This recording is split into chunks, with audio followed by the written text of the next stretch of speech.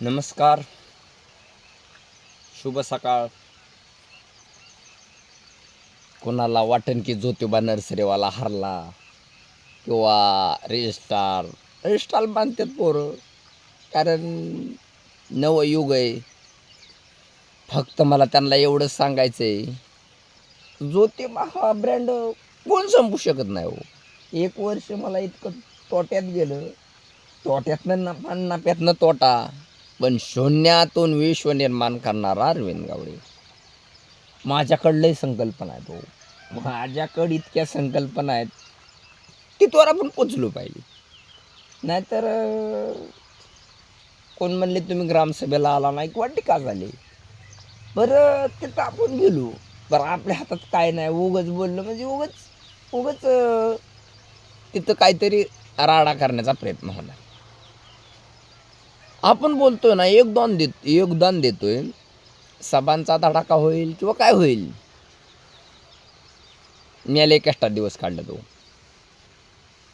आणि कष्ट हे जीवन म्हणणारा अरविंद गावडे ओळख निर्माण करायला अरविंद गावडेने लय भोगले हो. तुम्हाला आयुष्यातील एक प्रसंग सांगतो की मी आयुष्यात 9 वेळा रुसून गेलो आहे. हा प्रसंग सांगायचा मुद्दा एकच की 9 वेळा रुसून जाताना मी काय असतानाच मी रागीट माणूस होतो. काय करायचो मी, शाळा 10वीतनं सुटली, 11वी 12वीचं वय होतं, 2-3 वर्ष घरी राहिलो. परत वडिलांबरोबर थोडं आई तर वारलीच. 10वी सुटून 2011ला 10वी सुटली माझी, 12च्या मध्ये आमची आई वारली. तर आई वाराचा प्रसंग असा की परतनं मी हरलो. आता वय कमी होतं, 16-17 वयात आई गेल्यामुळे जरासा माझ्यावर आघात होत्या. पण मी असंच करायचो, रुसलो की डायरेक्ट निघायचो, की डायरेक्ट असं वाटायचं धुळ्याला जावं. धुळे मामाचं गाव, ताजी धुळी रानमाळा, तिकडं मी जायचो असंच की घाप दिशीन तिथं जायचो. तिथं एक रहस्य होतं, ते यूट्यूबला सांगणार नाही मी. कोण जर मला एखादा भेटला तर त्याला मी अवश्य सांगणार, कारण ते रहस्य उलगडायला लय टाईम जाणार आहे. आणि असं करत असताना जायचो मी, असंच रुसून जायचो आणि तिथं जायचो धुळ्यात, रानमळ्यात जायचो, लगेच माघार निघायचो. आता पैसा असायचा तेव्हा, काय फोन पे होतं का तेव्हा, मोबाईलच छोटा होता. लगेच तिथनं माघार निघाल्यावरती फास्ट यायचो, पैसा होता तोवर द्यायचो. पण पैसे संपलं, एक वेळेस असं झालं की माझं पैसंच संपलं, पहिलाच प्रसंग. मग आलो बाबा. मला वाटतंय की आता म्हणलं, मला आधीच डोक्यात राग होता, आता म्हणलं काय घरी जायचं नाही. आता शिकलोय, कळतंय कुठं चाललोय. गेलो उत्तर प्रदेशच्या उत्तर प्रदेशला गेलो. तिथं आता जरासा विद्येच्या माध्यमातून, मला मोदीच्या माध्यमातून तिथं जी योगी आदित्यनाथ आहेत का नाही, त्यांच्या मठात गेलो. ते गेलो ही काय ती काय, पण मला माहिती आहे ना, जरी मला आघात झाला असलो, जरी मी रुसून गेलो असलो, तरी मी शिकलेला माणूस आहे. कारण शिक्षण हे वाघिणीचे दूध आहे, ते पेल्यानंतर कुठलाही मनुष्य गुरगुरल्याशिवाय राहणार नाही. आणि मग गेलो, खाल्लं तिथं काय त्यांच्या मठात, एक टाईम जेवलो. मग म्हणलं आता माझ्या घरी जायचं आहे. मला कोणाला म्हणलो नाही की मला मदतीचा हात पाहिजे किंवा मला मदत पाहिजे. मग तिथनं आलो, परतनं रेल्वे स्थानकावर गेलो. ह्याला विचारलं त्याला विचारलं, दौंडला जायचं. मग परत रेल्वेच्या डब्यात म्हणजे TCने मला बसवलं. पण मला अजूनही आठवतं की TCने काय केलं, मला कसली माणसं होते काय माहीत, त्यांनाच बिचाऱ्यांना माहिती. पण ती माणसं जरासा, त्यांना काहीच कळत नव्हतं ना. मी त्यांच्या डब्यात मला बसावलं, हटकून बसावलं का कसं बसावलं का काय, त्यांनाच. मग मी बसलो बा त्यांच्या डब्यात. रातभर प्रवास केला, झोप तर काय लागत नव्हती. थोड्या वेळ झोपायचं, उठायचं, घ्या हे माणसं काय करतील काय. मग असंच करत करत करत करत रात गेली.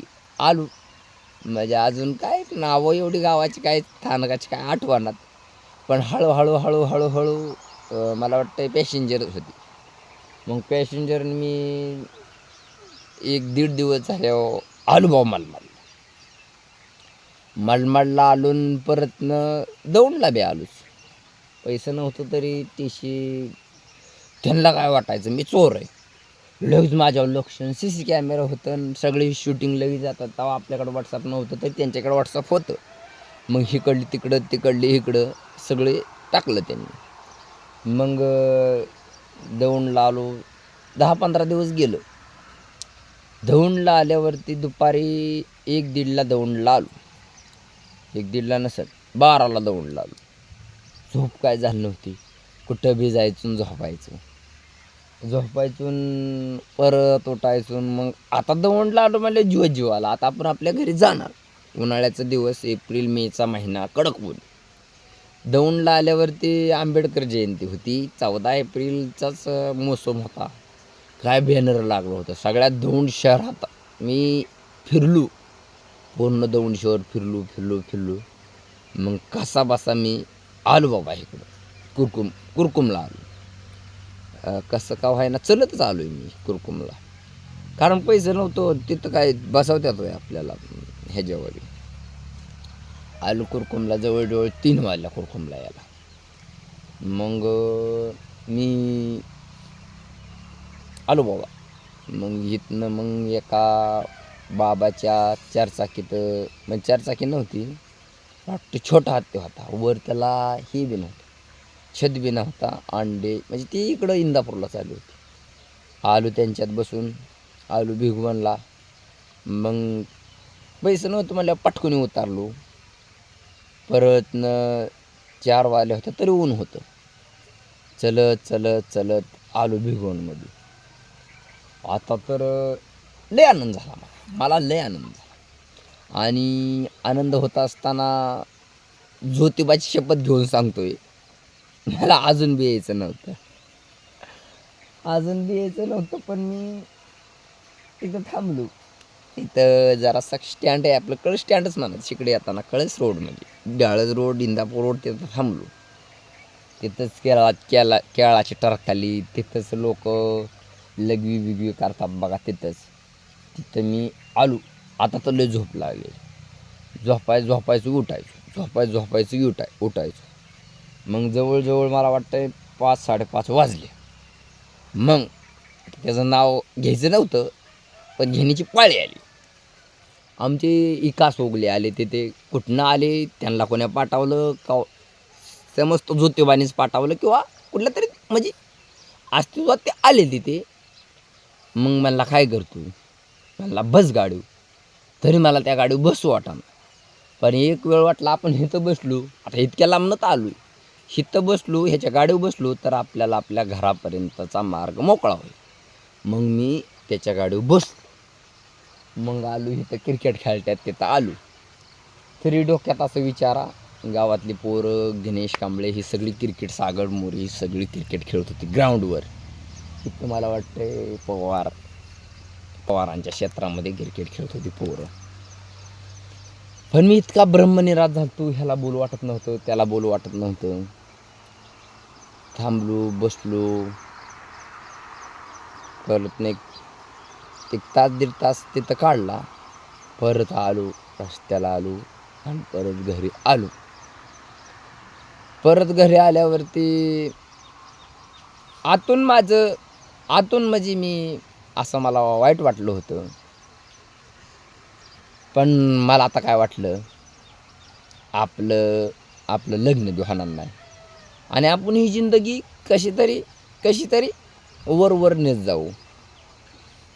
पण अरविंद गावडे खचला होता पण हारला नव्हता. कष्ट केलं. बापाच्या जीवावर नाही कमावलं आपल्या जीवावर कमावलं. काय पोरं बापाच्या जीवावर कमावतात आणि मजा मारतात आणि इंस्टा बनवतात आणि मैत्रिणी करतात आणि तसं करू नका मित्रांनो. आता आपला व्हिडिओ संपुष्टात करण्याची वेळ आलेली आहे. पण मी हे सांगितलं आहे ही खरोखर खरं आहे अत्यंत खरं आहे. खोटं आपल्या यूट्यूबला काहीच नसतं. चॅनलला सबस्क्राईब करा. आणि म्हणतात की व्हिडिओ कसा भेटतो. आयुष्यातील प्रत्येक क्षण वयाच्या 3ऱ्या वर्षापासून मला तर समजतं, आपल्याला आठवतं. प्रत्येक क्षण यूट्यूब असेल, इंस्टाग्राम असेल, याच्या माध्यमातून मी शेअर करणार. कारण त्याला बी एक कला हे जीवन. कारण एखादा तमाशाची जरी गाडी चालली असली किंवा तमासगीराला जरी एखादा बोलला तरी मला त्या तमासगीराचं किंवा त्यांचं मला वाईट वाटतं. कारण पोटासाठी नाचते मी, परवा कोणाची. पोट आहे हो, आपण हे करतो पोटासाठी. फक्त अजून एकदा सांगतो मी, मला आडवा हटू नका. सोपं नाही, मला आडवा हटायचं सोपं नाही. धन्यवाद.